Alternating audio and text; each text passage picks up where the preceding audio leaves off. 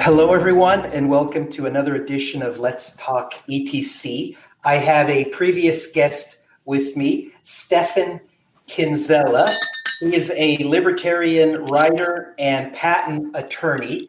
And last time he discussed anarcho-capitalism and libertarianism, and that was one of my most listened to shows. So I thought I'd have him back to touch a little bit again upon that and also discuss some legal issues involving blockchain technology. So welcome, Stephan.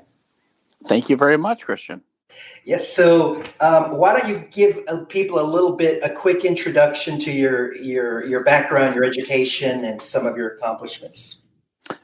Sure. I am a 53-year-old patent attorney in Houston, Texas. I'm from Louisiana, and I've been with large law firms and representing high-tech firms for the last 25 plus years. That's what I do for a living, but I've also been heavily involved on the other side of my sort of avocational side with Austrian economics and libertarian theory and the Mises Institute and groups like that for the last 25 plus years.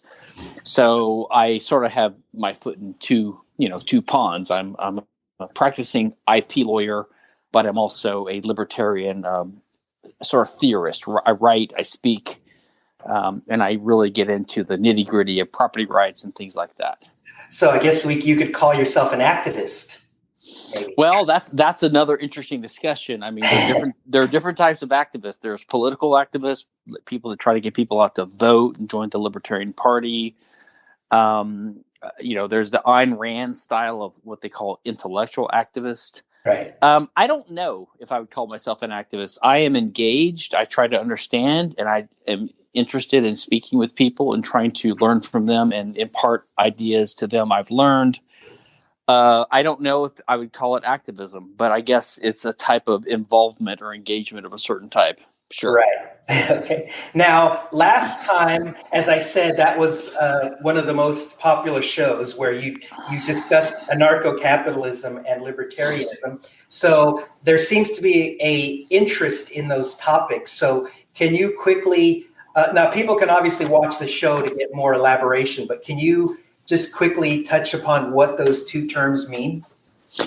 Well, there's sort of an old joke, and most libertarian jokes are about as good as dad jokes. But there's an old joke like, what's the difference between a minarchist and an anarchist? And a minarchist is someone who believes in the minimal state, like what we call the night watchman state or radically minimal state. Like you believe in government, but it's got to be very small.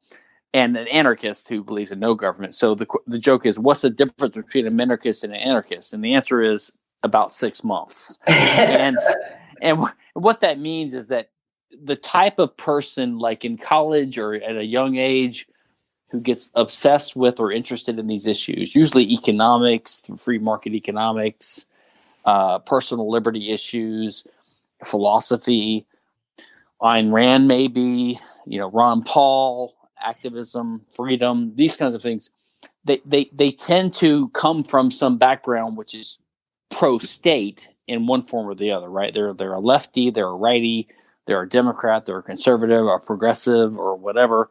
Mm-hmm. And they start to see the logic of economics helps them peel back some of the illusions that they held, right? Like you can't have just a simple-minded thing like, oh, why doesn't the government just print more money and make everyone rich? Right. Which a 9-year-old might think, a child, right? Right. Or a union worker today, or a Democrat voter today. But what you understand a little bit about supply and demand and the role of money and economics, you understand that these things are impossible. And you start realizing that, the welfare system hurt the black family. There's no free lunch. Yes, and all these things where people say that the government got us out of depression with the war, or the government is trying to fight inflation. You start seeing the fallacies in all these things because the government causes inflation by expanding the money supply by its central bank. Right. So the whole thing is ridiculous. So if you get a little bit of economic literacy, and you have a decent heart, like you want the best for yourself and your fellow people, then you basically have to become some form of libertarian, because you basically want the government to stay out of interfering with things that destroy wealth and that harm people's liberties, and just do the necessary things that we all kind of agree with should be done. And you can disagree with the way it should be done, but not many people disagree that we should have some kind of structure or system or laws or rules, right, that protects people's rights to their bodies and their things. This is property rights. And so anarcho-capitalism is the outgrowth of this. If you have a radical, principled, consistent application of economics and just good and right principles to the way humans interact, you will end up concluding that the government is a criminal organization. And so you will basically conclude that, because we're all against theft and murder and rape and trespass. And yet, as Bastiat, who was a great 18th century or in the 1800s, 17th century French theorist, economic journalist, he explained that it's all plunder. Like, so when the government takes from you, they give it to someone else. They have to take it from you. Nothing is for free. Right.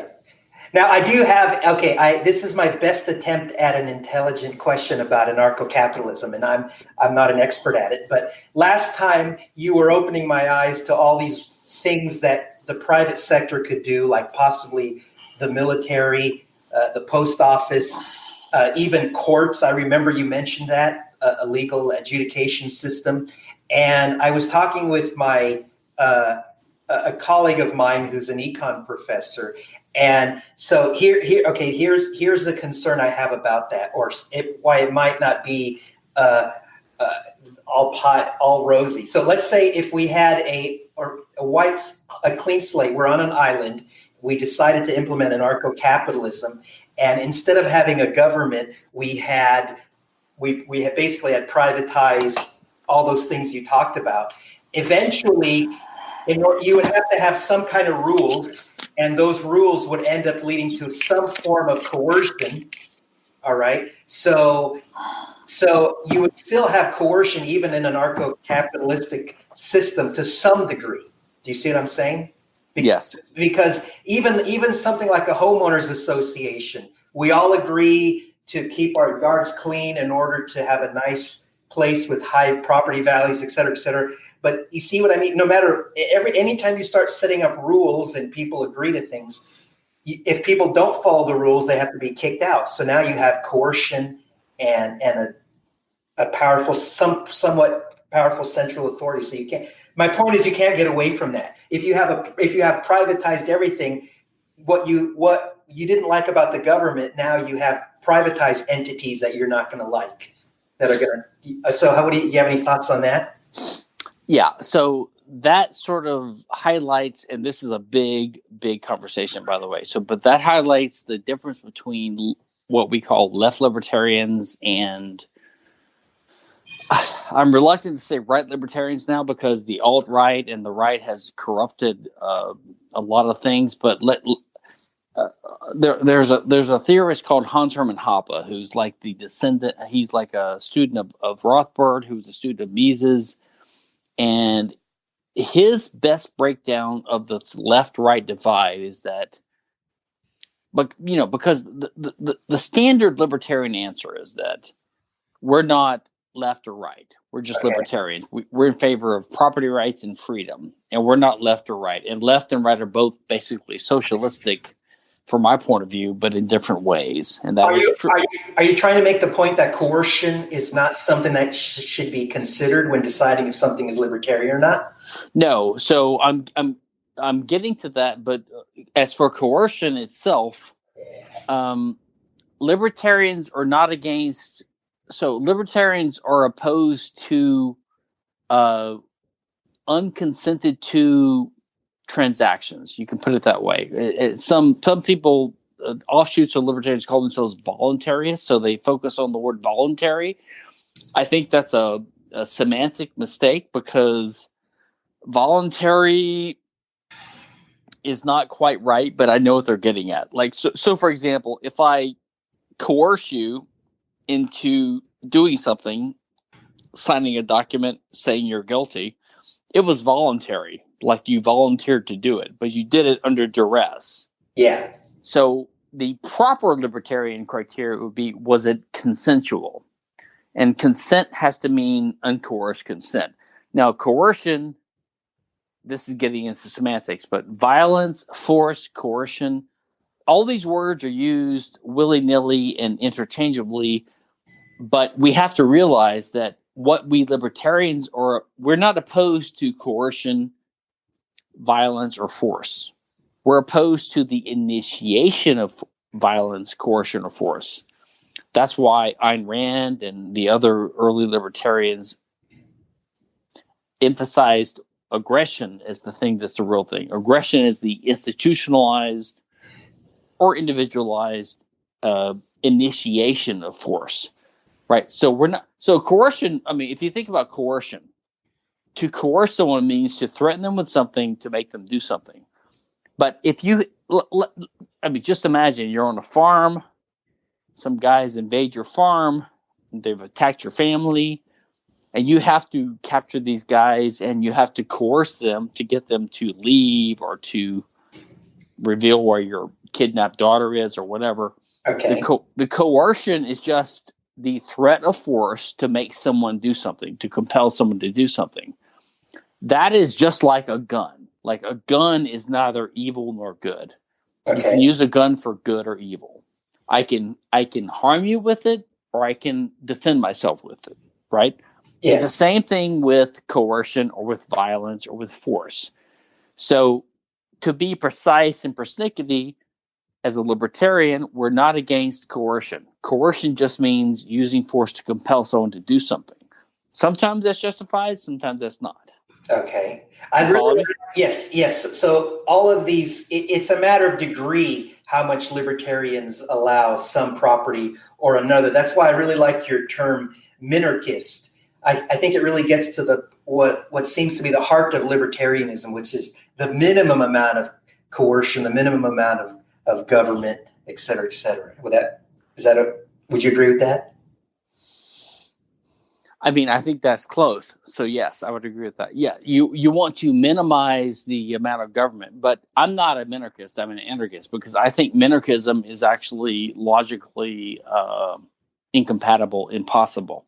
It's of course a better goal than what we have now, right? Democratic rule or whatever, but minarchy is inherently unstable because once you set in motion a state that has the power to compel compliance, right, either by taxes or by jurisdiction or by something like that, then they will have this monopoly power which cannot be rationally used. In other words, they will necessarily abuse it. There's no rational way that the government can be just. So the slippery slope argument is, I think, what one of the points you're making. If you allow the government, a foot in the door, then the power will keep expanding. People, and it's not just a slippery slope. It's the idea that Mises, one of the fundamental Austrian economists of the early 1900s, he pointed out that socialism cannot work efficiently. In other words, a centrally planned government authority cannot rationally know what to do with the resources at its disposal. So if you have a committee that just says, you do this, you build a railway here, you do a hotel here, you do a grand works here, they don't know what they're doing because they're just throwing things around. The only way you can do that rationally is in accordance with the price signal system, which means you have to have capitalism, right? So the point is that the government, the central planning authority, cannot know. Okay, so I agree with what you said about price signals, and that of course gets into how a free market works, which is all interesting to me. So Before we end this little banter about anarcho-capitalism and get into the legal issues of blockchain tech, I wanted to hear your thoughts. What do you think about the rise of socialism that seems to be happening in America right now? That to me seems totally unexpected. It seems like all those arguments for socialism should have been so effective that this shouldn't be happening. Well, okay, so I won't be a typical guest because I will have my own opinions, and they are this. Socialism is not what is conventionally described, right? I mean, socialism is the institutionalized interference with private property claims. Okay, and so people think of socialism as Russia, right? Something like that. Right. Or North Korea. But socialism is just the creeping invasion of our private property rights. Not necessarily the government encroaching on other aspects of our lives. Is that the point you're making? Well, it is. I mean, so if you have a holistic view, like if you're a libertarian, you don't actually see a difference between personal rights and economic rights, economic liberties and personal liberties. So freedom of the press, freedom of commerce, for the libertarian, they're all combined and they're all unified. You follow me? Right. They depend on, they're interdependent. So take a crude example. If a government has control of the means of communications, like the media, then there's no freedom of the press. Right. Or on the contrary wise, if there's a private, say, newspaper and they have a printing press, if they can't own their property, they can't print what they want to print. So private property and civil liberties, they go together. Economic liberties and civil liberties go together. You can't separate the two. And that's what libertarians believe. We believe that they go together. You should have freedom across the board in lots of different areas to make a free, productive society. And it's not just freedom. It's the idea that society exists because we have evolved from primitive mammals and other animals, and we can get along, and we can have trade and commerce and society among each other. And it's better if the social rules respect our trades with each other, right? So that's basically the idea. And so the idea is that we all benefit from commerce and intercourse with each other, right? And so you just can't have the government come in willy-nilly and just say all of a sudden, oh, I'm going to take this from you and give it to him, or say you can't do this because of that. It's not fair. That throws a monkey wrench in the works, and it makes everyone more poor. But yeah, no, I agree, and I just wish we could convince more people of that and raise the bar on everybody's economic understanding. But I guess that's another topic for another day. how to get people to learn more about these issues. But yes, for people that are listening, anarcho-capitalism, libertarianism, Mises, right? These are all, you can search for these terms if you want to find out more. But yes, very interesting topics. So let's switch gears now, if you don't mind. And let's talk about some legal issues that people think about and struggle with blockchain technology. And so a lot of people are excited, and this is related to what we were just talking about. So blockchain technology, in my impression, seems to be that it's helping to create a more libertarian world. And so that because of that, you can imagine some of the thorny issues that come up. Blockchains can protect our privacy. They can allow us to disseminate information, and nobody else can stop us. So why don't we go down through some concerns people have regarding all of that?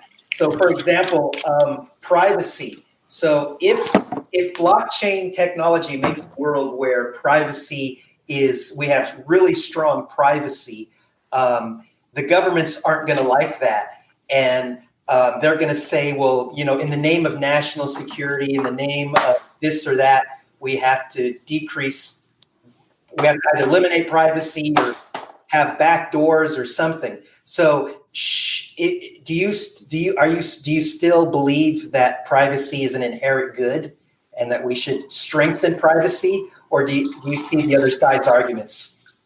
Well, I think that the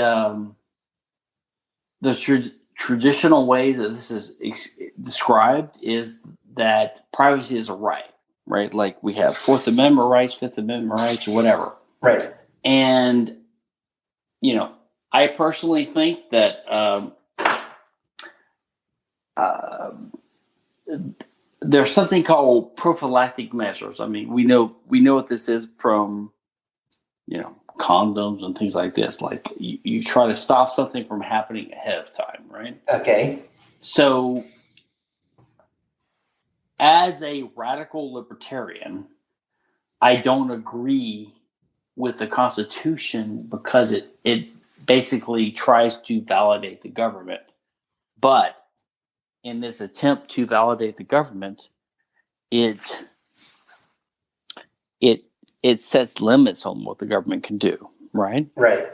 And so the government can only do what it's enabled to do. And so you have these. Let's take, for example, the right to double jeopardy or the right to not be incriminated. I mean, you and I both know that there are people that have committed crimes that are horrible and that should be punished, maybe. Right. But the government cannot get to because of certain technical, procedural difficulties. Right. You can't make them testify against themselves, for example. You can't have double jeopardy. So I view these things as limits against what the state can do. And because I realize that there are criminals who are dangerous, and the government is even more dangerous as a criminal. So here's what the government says. The government says, we will monopolize everything. We will assume the right to tax you and to appoint people. We will go out and we will stop the bad guys. Okay, but when they do that first thing, when they monopolize things, when they tax you, they are already doing what the bad guys are accused of doing. They're already stealing from us. Okay, fine. So if they go out and stop the bad guys, that's fine. But of course, they're always corrupt. They're always inefficient because it's not a free market. So the bottom line is you're comfortable with the right to privacy, and anything that people do to abuse the right to privacy doesn't diminish your belief in that inalienable right. Is that correct? So I don't think there's a right to privacy per se in natural law, but I would say that there are lots of rights that are not in natural law, like the right to a presumption of innocence, like, for example, which is embodied in the Fifth Amendment. So the way I look at it is that we have a dangerous government in charge, and we want to put limits on what they can do because they're very dangerous. So one limit, for example, is the presumption of innocence in the Fifth Amendment, for example. Yeah. Now, I don't think that's a natural right, because I think if you actually killed someone or hurt someone, you actually deserve to be punished. But the question is, what is the power of the government? Does the government have the right and the power to do X, Y, and Z? And because we fear the government more than the occasional criminal, we want to put institutional limits on the government, right? Right. So I think that the rights specified in the Bill of Rights are an attempt to limit what the government can do. Yes. Now, it's an interesting, I'm not a lawyer like you are. My understanding is the Constitution doesn't enumerate a right to privacy. It's not in the Bill of Rights. So as blockchain technology and other technologies give us stronger privacy protections, I wonder if it's on a weak legal footing if people try to challenge it. You see what I'm saying? Because it's not in the Bill of Rights. Is that a valid concern? Yeah, absolutely. So the Supreme Court is basically positivist, and they go along with the government's view of things, right? Mhm. So they will bow down on occasion if you can show them some glowing signpost in the Constitution that says that they can't do A, B, and C. And so some of these liberal-minded justices have, in Roe versus Wade, etc., they focused on the Fourth Amendment, and they said, okay, there's a right of privacy. So we can use that to say the government is limited, the federal government is limited in what it can do. And then they say, okay, the states are limited too because of the federal government is superior to the states. So if we can't do it, the states can't do it either, right? So this is the process, and we have to watch it from the outside. But we can't trust these guys because none of them are really interested in liberty in a systematic way, right? I mean, they all believe in the superiority of the federal government. I mean, even these guys that all the liberals hail as like civil rights leaders, they don't disagree with conscription, drafting people for war, or taxation, or jail for drug crimes. So they're basically all fascist. I mean, to be honest. So they can say A, B, and C, but they're not really serious about it until the rubber hits the road. Okay. All right. So then privacy may or may not be something that's going to be controversial and debated, and it might be something that enters the public discussion more and more as blockchain technologies protect our privacy better and better. You did mention taxes, so that brings up another issue that comes up with blockchain technology. As it makes it easier to hide our assets, it's basically like a digital cash when you use a blockchain token to buy things. So I could imagine in the future blockchain technology making tax evasion easy for the common man to do. So you could conceivably have a situation where you have widespread tax evasion, and at that point the governments would either have to eliminate the way they either have to change the way they collect taxes or abolish income taxes altogether. Maybe have some other kind of tax. But I wondered what were your thoughts on that? What happens when we live in a world where it's so easy to hide assets? Is that something that we should be concerned about, or what? Well, okay, so it's complicated. I think that the government, our system, right, claims to have control over everything. And the fact is that we can do copyright piracy, we can copy things. I'm not concerned about the state not being able to extract its tax rents. Okay. I mean, the government is trying to tax people, and I think that they will be increasingly unable to do that because of technology. Now, the question is that a good thing or not? Right. So I guess as someone as a libertarian, I could see then why you wouldn't be concerned if it's more and more difficult for the IRS to collect taxes.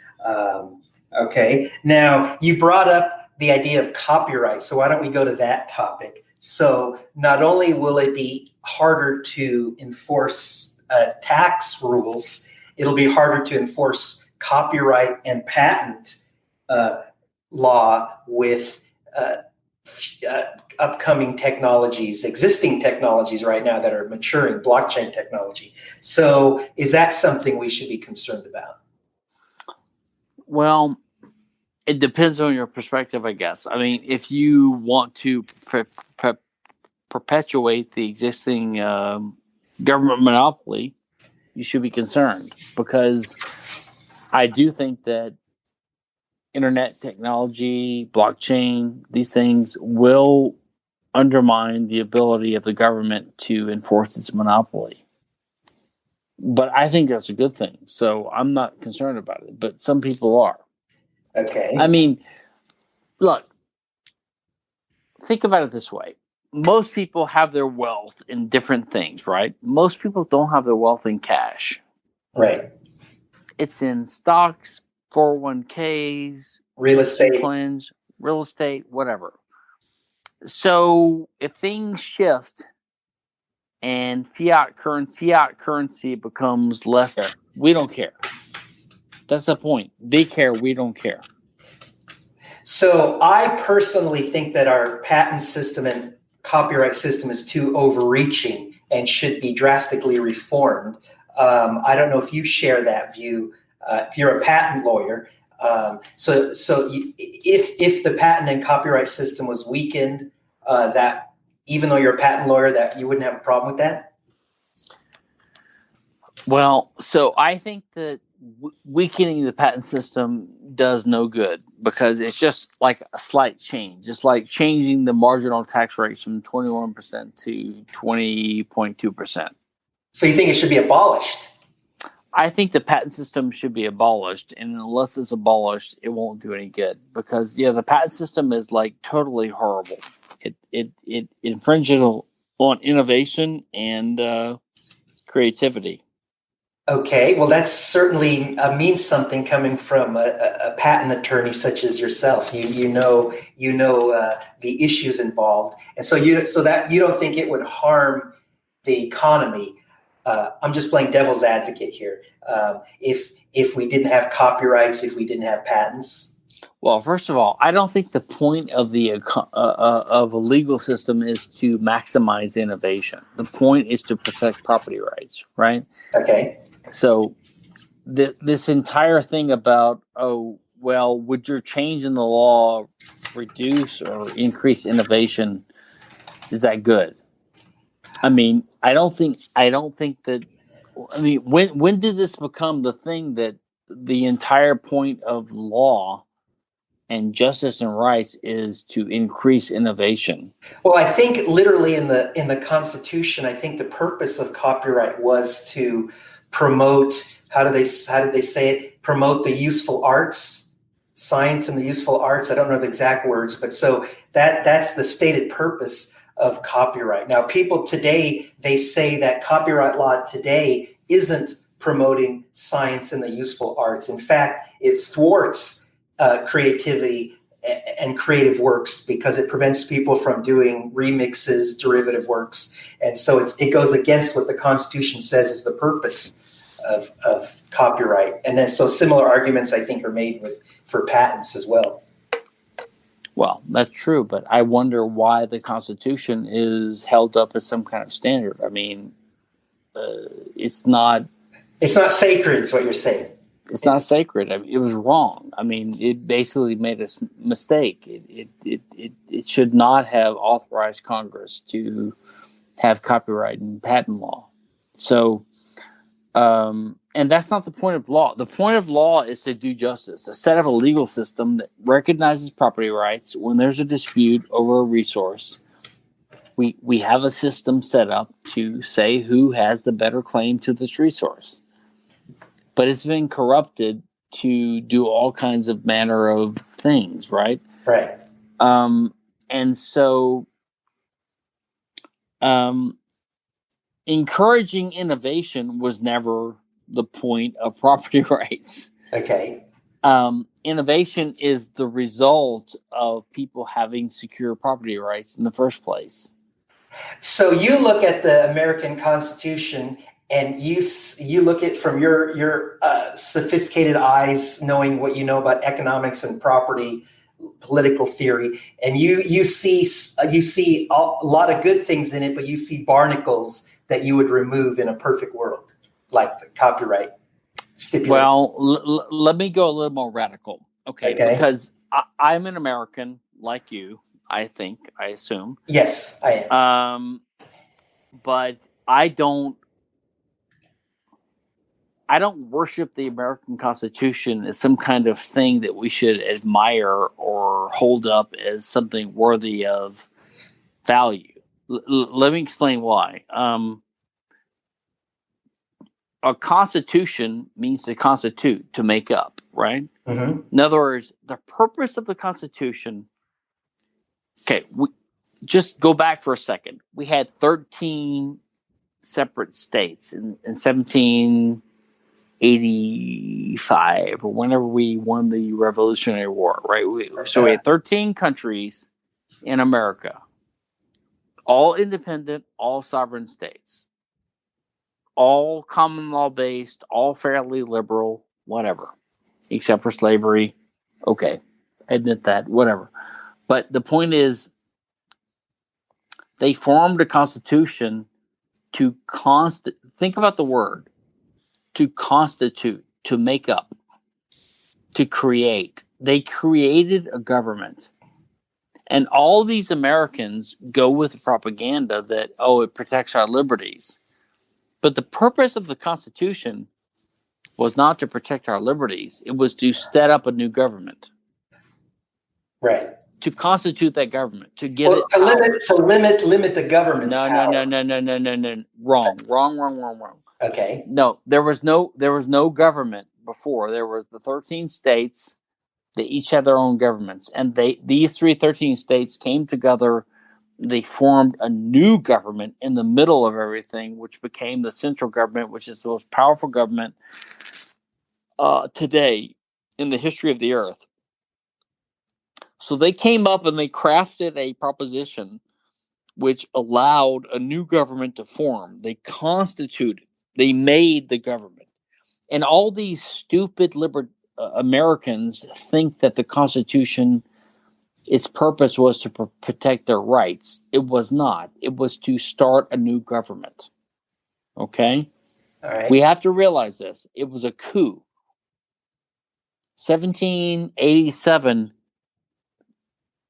the Articles of Confederation were overridden and a new government was formed as a result of the Constitutional Convention. Okay? Has nothing to do with liberty. Wait, when you say that the Constitution doesn't protect our liberty, are you making the point that because we have inalienable rights that we don't need somebody to give us? Is that okay? That's not what you're saying? No, I'm saying that the purpose of the Constitution was to constitute a new government. It was to validate and legitimize a new government that would arise, a central government, the federal government of the United States. Okay. That was the purpose of the federal government. Yes, there were some limits put in there. So imagine you have 13 fairly limited common law states, Massachusetts, Virginia, whatever. And they got together and they formed a compact or a treaty to form a new Hydra-like, European Union-like type state. Okay. That emerged out of nowhere. They gave some limited powers, but only very limited because they were very afraid of what they would do with these powers. Right. And they put severe limits on paper on what this new government could do. Now, if you characterize that action as protecting human rights, you're an idiot, because you had 13 states already governing the affairs of the people. And they formed a new government, and they were afraid of what it would do, and they put limits on it. But the purpose of that government was not to protect the rights of the citizens. The purpose was to form a new central unit that could do things that the states couldn't do together. Okay. And yes, they put some limits on it, they thought, but the limits fell away and didn't work. My point is that we've got to drop this nostalgia over the founding fathers and the original foundation of the American Union as some kind of libertarian experiment. It was not. It was basically a constitutional coup that created a new central government, which has become, by the way, the most powerful state in all of world history. Okay. I think I think I know what would be great for libertarianism and anarcho-capitalism. If you guys could do the something similar to the American experiment, if there was an island, right, or when Elon Musk takes us to Mars, if you had a blank slate and you could try the kind of government that you want, right, then you could prove, look, if it thrived, then people would look at it and say, okay, maybe we should copy that. There's a lot of merit there. Yeah. So that seems to be the way to go. That's kind of what America did. It proved its system worked. But it didn't. So that is the idealistic view. That's the minarchist view. That's the American view. And over the years, I will tell you something. As a personal libertarian, I've been basically disgusted by the repeated attempt by libertarians to equate libertarianism to the American founding fathers generation. I mean, libertarianism is universalism. It's not Americanism. We got to give this up. And if America was some kind of libertarian paradigm, okay, maybe we would go for that. But it was not. We had slavery. We had women didn't have rights. I mean, we had serfs. We had horrible laws. We had religious oppression laws. We've had prohibitionism. We've had marijuana laws. We have the biggest population of prisoners in the world per capita in America today. Right. Today, because of marijuana laws. We are not a libertarian nation. We've got to get over this goddamn ideal. we did engender, because of our English heritage, a lot of the thinkers that inspire us, but they don't inspire the people, and they don't inspire. I mean, we are not in a libertarian civilization. America prospered because of capitalism, which was partly unleashed because of somewhat liberal ideas, because of our English heritage, but we are not a free country. We're not the best. We're just the biggest and the most powerful right now. And we have got to delink this idea of combining Americanism and libertarianism.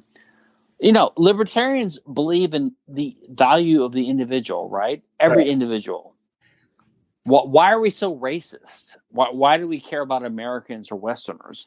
I mean, why is America special? We're not special. Well, I think people wouldn't necessarily say that Americans are superior. I hope that they wouldn't say that we're superior to any other people in any other country. I think the positive way to say it is that they like the system of government. They think it's better than the system of governments of many other countries. But it's not better. What would you say is better than the American system? Anarchy. But there's no country that you could point to and say I'd rather live there because it's more like anarcho-capitalism. Well, I mean, so people will say, okay, with all the problems, at least America is as good as we can get, or the best there is, with all its faults. Yeah, but that's not a good argument. I mean, the U.S. is not that special. I mean, we're really just a temporary way station on the way to something else. I mean, democracy, Francis Fukuyama, the end of history, the last man, all that kind of stuff. No, we're not the end all be all of everything, and we're temporary too. Democracy is inherently flawed, and it's what has it led to? It's led to welfare rights and social justice warriorism. I mean, the West is not the end all be all, and America is not the avatar of libertarianism. I don't think so. Yeah, I agree with that. Yeah, America is not perfect. It's not libertarian in the purest sense. But let me get back to the we were talking about these legal issues with blockchain technology, and I was playing devil's advocate, trying to get you to see if you would bend on your libertarian beliefs when you saw the issues with privacy, with potential tax evasion. If that didn't change your mind, what if blockchain systems lead to a world where you basically anybody could publish anything they want? There's not any censorship, so people could violate obscenity laws. You can use your imagination. Just imagine the most depraved content being available for everybody to see. And also, there's even this idea of what are called assassination markets. With these technologies, you could anonymously pay somebody to perform a hit on somebody that you want to have killed. So does any of that, that's about the worst that I could think of. Does any of that make you rethink your political views? Well, I wouldn't equate copying information with killing people. Okay, so I would say that, killing people is murder and is wrong. Right. Well, I guess what I was getting at, if this technology makes all these bad things possible, would that justify making the government justified and saying, okay, all this libertarian stuff is great, but we gotta tone it down because or else the country's going to blow apart? Well, I think that the government technology is increasing at such a pace that things will become possible, okay, that we don't like. People will have freedom. They will have technology. They'll have access to means. They can do things. I mean, honestly, what is it, 2019 now? Right. I'd be surprised that if by 2040, some Muslim hasn't nuked New York or DC. I mean, it's going to happen. Okay. Right? I hope not. I hope not too. But technology is just the proliferation of information, and and that's going to happen. We can't stop it. So it's going to happen. So it's not good, but should we empower the government to make a police state to stop it? Because number one, it won't stop it. Okay. And number two, it wouldn't be just anyway. So it's a tough problem. I mean, to be honest, in my view, the problem in the world is superstition and religion. Okay. Now, how do you eliminate that? I actually don't think you can. I think we have to wait. I mean, we might have a setback in the next 90 years. If New York and DC are nuked by Islamic terrorists, which probably will happen, we're going to have a shit show for like 100 years. I mean, it's not going to be pretty.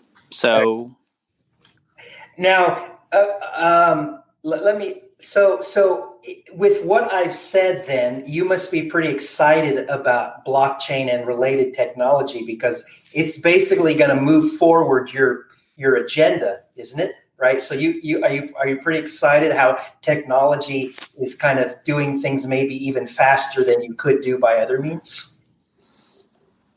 Well, yeah, that's my ultimate hope for humanity is that technology will increase and allow us to escape our primitive roots. Yes. Okay. And in terms of money, I mean, look, my view is not the same as everyone I encounter in the Bitcoin space, but my view is that money is a sui generis or a unique good, right? And like money is something that's useful and essential, but it's different in that increasing the supply does not make us wealthier. Right. You follow me? Yes. So you can't print it. So this is one reason I'm skeptical of the fractional reserve types like George Selgin, these guys. But I don't think money is our biggest problem now. I do think that central reserve banking allows governments to get away with inflating their money supply and paying for projects they couldn't otherwise pay for. So if we got rid of that, it would hamper the state, which is a good thing, which I think, by the way, is inevitable. Okay. Yeah, and then Bitcoin with its limited supply tries to move us to a world where the government can't manipulate the money supply and do a lot of the things that you don't like.